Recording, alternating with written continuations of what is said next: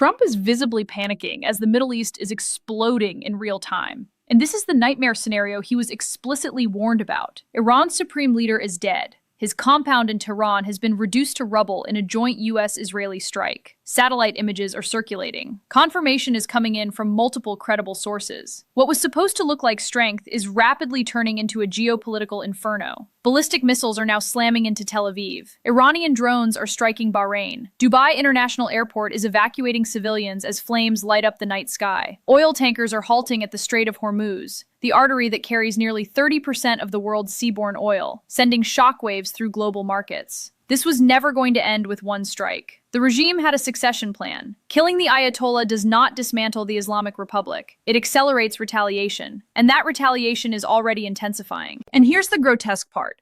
Trump is joking about it, suggesting Iran might call him to ask who should replace their supreme leader. That isn't confidence. That's magical thinking from a man now presiding over an unconstitutional war without congressional authorization. This isn't dominance. This is destabilization unfolding in real time, and it is becoming disastrous. Donald Trump is now trying to rewrite history in real time, and the receipts are devastating. For weeks, he was insisting this wouldn't escalate. He was signaling that this was going to be surgical, contained, decisive. He was projecting absolute certainty that eliminating Iran's supreme leader would cripple the regime, that it would restore deterrence, that it would make the world safer. That was the sales pitch. Now let's look at what he is actually saying. In an interview with Axios, Trump is boasting that he can go long and take over the whole thing when it comes to Iran. Or he can end it in 2 or 3 days and tell the Iranians, see you in a few years if they rebuild their nuclear program. Think about that. He is openly admitting this is temporary. He is acknowledging the regime will still exist. He is conceding that this does not end anything. It merely pauses it. That is an incriminating admission. Because the original justification was urgency, immediacy, existential threat. Now suddenly it's optional? Now it's a matter of personal preference? I can go long, or I can walk away. That's not strategy. That's improvisation. And then it gets worse. When asked who would replace Iran's supreme leader, Trump reportedly told NBC, I don't know, but at some point they'll be calling me to ask who I'd like. I'm only being a little bit sarcastic. Let that sink in. America is engaged in active military strikes. Ballistic missiles are flying. Oil markets are destabilizing. And the President of the United States is floating the fantasy that Iran's ruling clerics are going to call him for advice on succession. This is magical thinking at a catastrophic scale. Because here's the reality he either doesn't understand or is pretending not to understand. The Islamic Republic has always had a succession framework. The Assembly of Experts selects the next supreme leader. The Revolutionary Guard maintains continuity. Killing one Ayatollah does not decapitate the system. It triggers consolidation. And intelligence agencies warned about this. They warned about regional conflagration. They warned about proxy escalation. They warned about the Strait of Hormuz. They warned that regime change wars do not unfold according to campaign rally rhetoric. But Trump is still talking as if this is a reality show episode. He is framing war like a personal branding exercise. Operation Epic Fury, boasting about off-ramps as if he's negotiating a hotel deal. Meanwhile, Iranian ballistic missiles are breaching Israel's Iron Dome. Drones are striking high-rise buildings in Bahrain. Shipping firms are suspending transit through the most critical oil choke point on Earth. The gap between rhetoric and reality is now impossible to ignore. He said this would restore order. It is producing chaos. He implied this would neutralize the regime. It is accelerating retaliation. He projected dominance. The region is destabilizing by the hour. This is what gaslighting looks like at a geopolitical level. He is pretending this is controlled. The evidence is showing it is spiraling, and the receipts are stacking up. Now let's go deeper, because the details here are staggering, and they are unfolding in real time. I'm looking at the confirmed reporting that the strike targeted the Supreme Leader's compound in Tehran. Satellite imagery obtained from Airbus Defense and Space, published by the New York Times, is showing the residence completely destroyed, leveled, gone. The strike reportedly occurred during Shabbat and during Ramadan, a moment when Iranian leadership did not expect immediate escalation. He was killed early in what is now becoming a rapidly expanding conflict. Pause there. This was designed to be a decapitation strike, a shock and awe message. the kind of operation meant to paralyze a regime. But here's what the intelligence briefings had warned. The Islamic Republic is not a one-man operation. It is an entrenched system. There is always a succession plan. The Assembly of Experts is empowered to appoint a new supreme leader.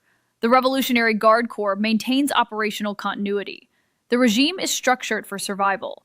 Now look at what's happening next. I'm reading from open source tracking data regarding the Strait of Hormuz. Dozens of oil and gas tankers are halting, idling, or diverting away from the strait. Major shipping firms are suspending transit. Approximately 20 to 30% of the world's seaborne oil flows through that narrow corridor. Nearly a quarter of global liquefied natural gas shipments pass through it as well. Let that sink in. If that choke point is impeded, not even fully closed, just disrupted, you are looking at immediate global energy shocks, price spikes, market instability, inflationary pressure. That's not theoretical, that's arithmetic. And at the same time, Iranian retaliatory strikes are intensifying. Reports are confirming ballistic missile impacts in Tel Aviv. One missile appears to have penetrated the Iron Dome defense system. Drones, including Shahed-type systems, are striking high-rise buildings in Bahrain. There are reports of fires near infrastructure tied to the U.S. Navy's 5th Fleet headquarters area. Dubai International Airport has been struck, with footage showing evacuations and civilians running as flames rise. This is not symbolic retaliation. This is operational escalation. Now, here's another detail that should stop everyone cold. In the city of Manab, a strike reportedly hit a girls' elementary school. Early estimates indicate around 170 students were inside when it was struck. Casualty counts are still emerging, with numbers possibly approaching 100 dead. Children, backpacks scattered in debris. This is the human cost when regime change logic meets real-world chaos. And we can hold two truths at once. The Iranian regime is authoritarian, repressive, brutal toward its own people for decades. The citizens of Iran deserve freedom. They deserve dignity. But regime change wars are not liberation fairy tales. We've seen this before. Iraq, Libya, power vacuums, militant consolidation, escalation cycles. You remove a leader and you often harden the system. And here's the constitutional layer that is being glossed over.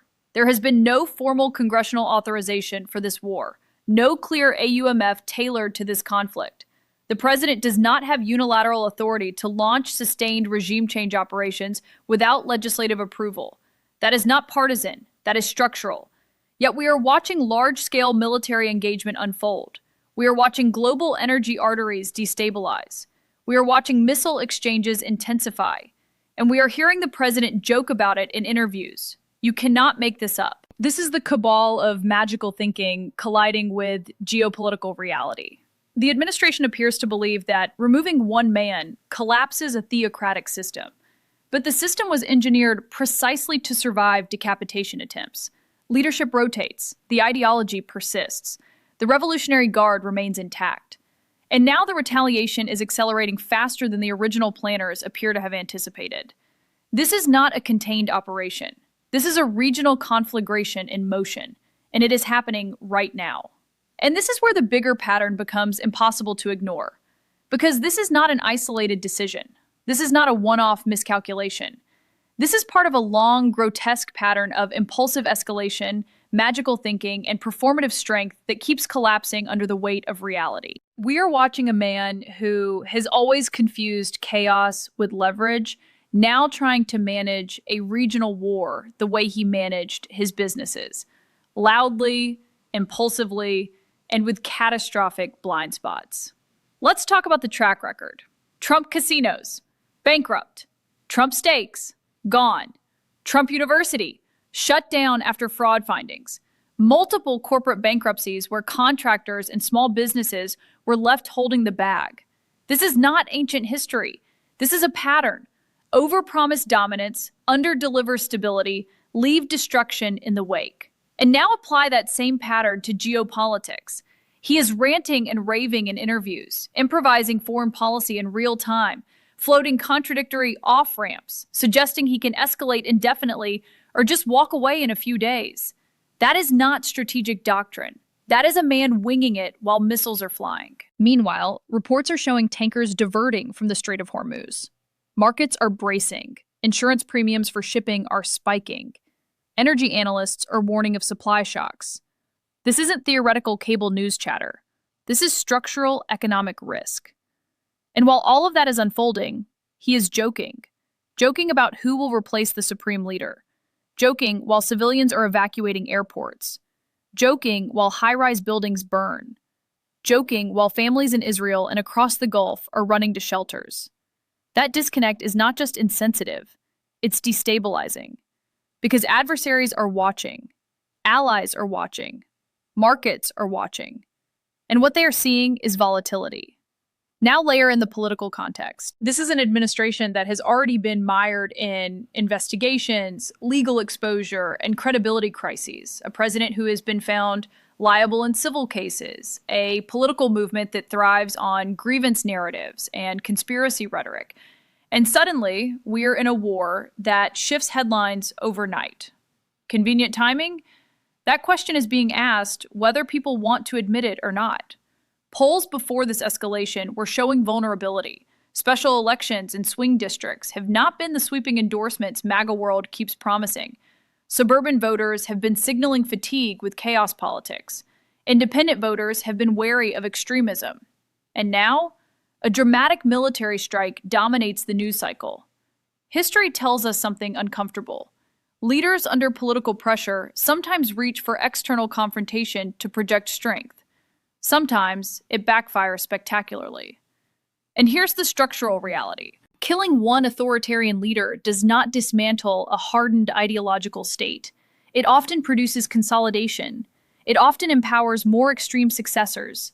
It often justifies crackdowns internally and retaliation externally. This is not a Marvel movie. This is a volatile region with proxy networks, militia infrastructure, and decades of grievance narratives ready to ignite. The Islamic Revolutionary Guard Corps is not dissolving. The Assembly of Experts is not disbanding. The succession mechanism is activating. And retaliation is already happening across multiple theaters. So when you zoom out, this is not about one strike. It is about a governing philosophy that equates force with foresight, that treats complexity like an inconvenience, that confuses spectacle with strategy. And that philosophy is now colliding with reality in a way that looks less like dominance and more like unraveling.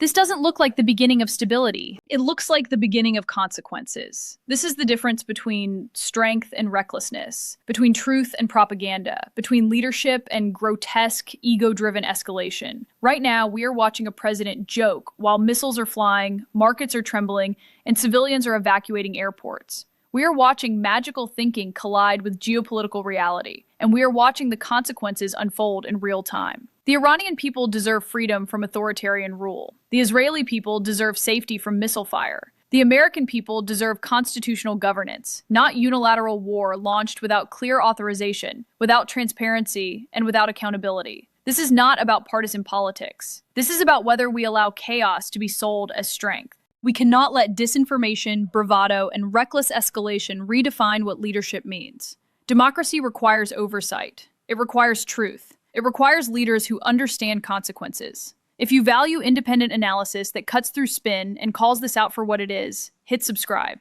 Help this channel grow. Share this video. Support independent media that refuses to normalize destabilization dressed up as dominance. Because this moment matters, and we are not looking away.